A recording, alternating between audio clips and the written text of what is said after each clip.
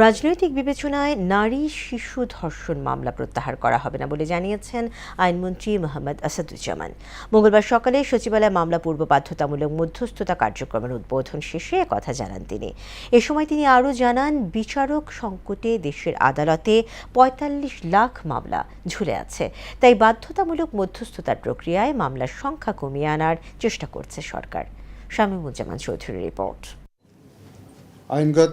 দেশের আদালতে বিচারাধীন প্রায় ৪৫ লাখ মামলার জট তৈরি হয়েছে, যা মানুষের বিচার পাওয়ার পথকে সংকুচিত করে তুলছে। দীর্ঘসূত্রিতায় আর্থিকভাবে ক্ষতিগ্রস্ত হচ্ছেন বিচারপ্রার্থীরা। এর ফলে বিচার বিভাগের উপর আস্থা হারাচ্ছে মানুষ। প্রথম কথা, ৩০ জেলাতে আমাদের এমন বাস্তবতায় ১০ জেলায় মামলা পূর্ব বাধ্যতামূলক মধ্যস্থতা কার্যক্রমের উদ্যোগ নিয়েছে সরকার। সকালে সচিবালয়ের উদ্বোধন করেন আইনমন্ত্রী মোহাম্মদ আসাদুজ্জামান।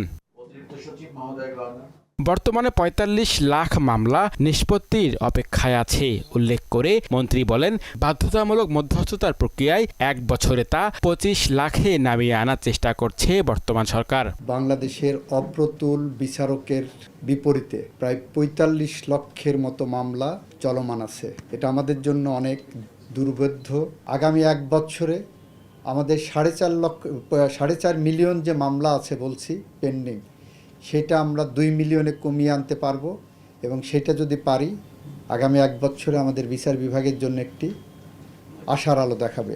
সরকার রাজনৈতিক হয়রানিমূলক মামলা প্রত্যাহারের সিদ্ধান্ত নিলেও নারী শিশু ধর্ষণ ও নির্যাতন মামলা প্রত্যাহার হবে না বলে সাফ জানান আইনমন্ত্রী। রাজনৈতিক মামলা প্রত্যাহার সংক্রান্ত বিষয়ে একটি কমিটি হয়েছে জাতীয় পর্যায়ে, যেখানে আইনমন্ত্রী সভাপতির দায়িত্ব পালন করেন। বাট এই প্রক্রিয়ায় আসতে হলে প্রথমে দরখাস্ত করতে হবে জেলা প্রশাসকের কাছে, এবং দরখাস্তের মধ্যে মামলা এবং মামলার সাথে শুধুমাত্র রাজনৈতিকভাবে তাকে সম্পৃক্ত করা হয়েছে এই জিনিসটা এস্টাবলিশ করার জন্য তাকে প্রমাণ দিতে হবে।